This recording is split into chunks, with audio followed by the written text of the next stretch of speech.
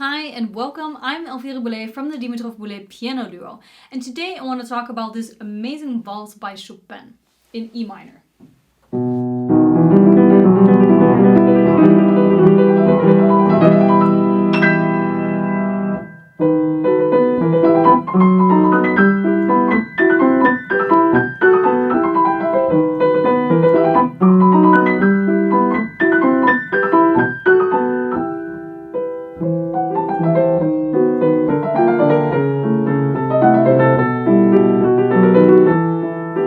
So what I like about this waltz very much, I'm actually playing it tomorrow in a concert. I still need to practice a little bit, but I just thought that I would share this with you because if you don't know it yet, it's such a fantastic waltz to practice. It's so fun and it's actually easier than it seems, which I love because it sounds really impressive, but it's not that hard.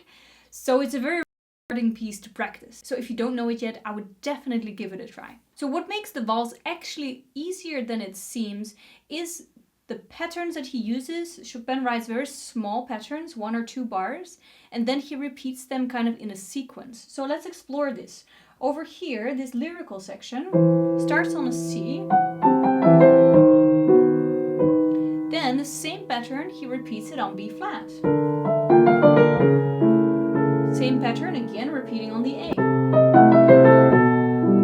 And then he closes off the pattern with something new.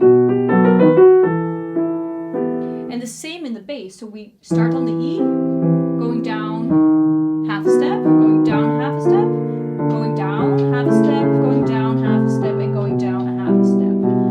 And that makes it really easy to memorize and to play, of course. So the next part that comes is again a sequence. So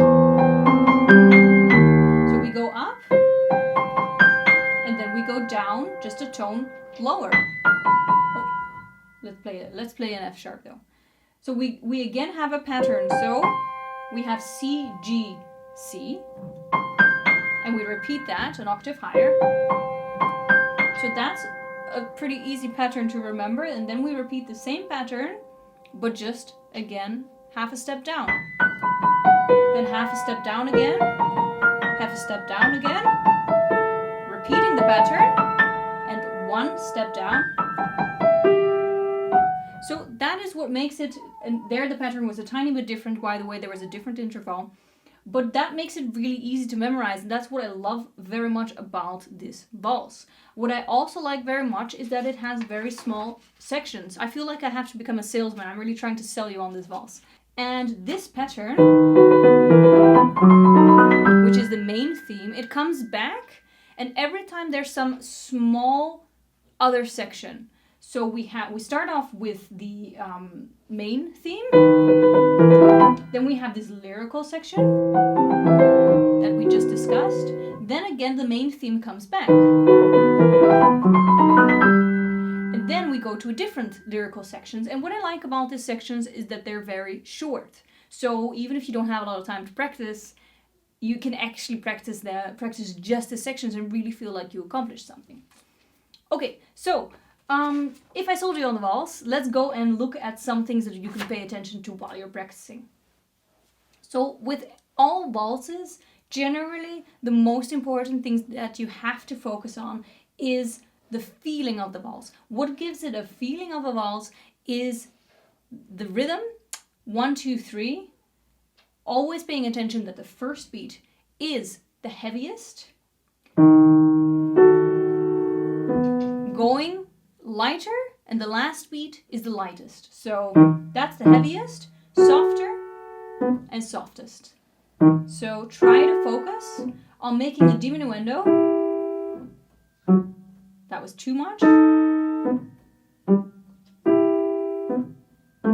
So make sure that you make a diminuendo, especially what you have to avoid is an accent on the last note, because that will make your waltz sound very flat. Drag it down, make it sound very square. Then you would just get 1, 2, 3, like very wooden kind of playing. So that's always what you need to focus on with a waltz. That will give you a lot of lightness and a lot of, yeah, I don't know.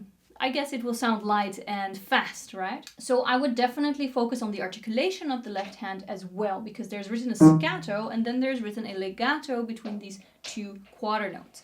Now, if you see a legato between two notes, you always have to play the first note with more emphasis and the second note short, kind of like there's a staccato written.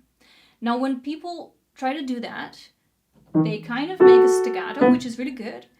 But because they're trying to push the staccato, they actually play an accent. But remember, we really want to avoid an accent on the last beat. So what we want is the first beat heavier, and we want an emphasis, some weight on the second beat. And we want the third beat short, but without an accent. So that, I think, really is the key to making this theme, the main theme of this valse, sound good. Articulation very often, I think, in piano playing is really what lifts the playing from being just, nice to listen to something really more spectacular. So that is definitely what I would focus on. What else? Oh, right. So as a contrast, that's another thing I like about this valse, is that you have this really light and like articulated kind of main theme. And then you have this really legato kind of lyrical sections. So let's explore the other lyrical section in the piece, which comes later on.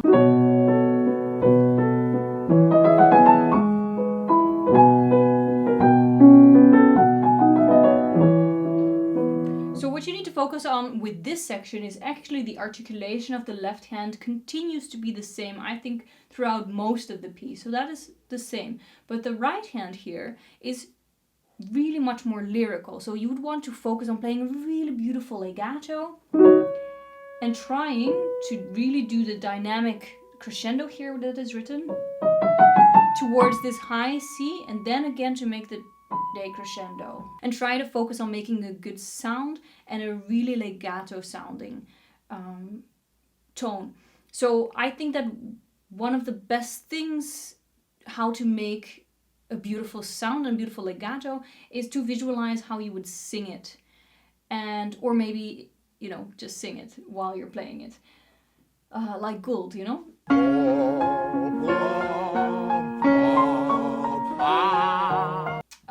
and then we have this contrasting fortissimo section. So that's really fun. And then comes the main theme back, and in the end, you end very spectacularly, but again, it sounds spectacular, it's not actually really difficult, it's again a sequence. So in the end, you have this sequence, and we're going half a tone higher with the same sequence. Again, half a tone higher with the same sequence, and what do we have now? I don't know where I am. So again, half a tone higher, and then we have again a sequence.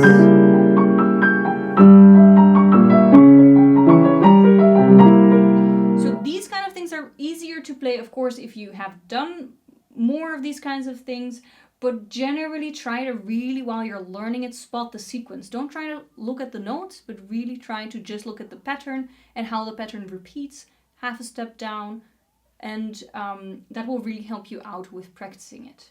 Then we got a nice arpeggio at the end, which I probably still will need to practice for before tomorrow, playing it in tomorrow's concert. Let me see. Oh, this is a nice part.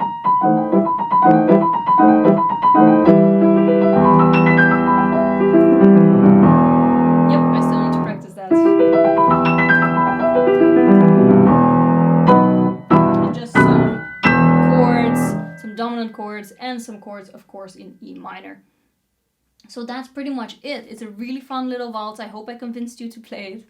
And I hope I helped you already out a little bit with what to focus on while you're learning it. Let me know if you decide to play it. I would love to hear that. And as always, if you have any requests, just please leave a comment below. Wish me good luck tomorrow. And we'll see you next week again.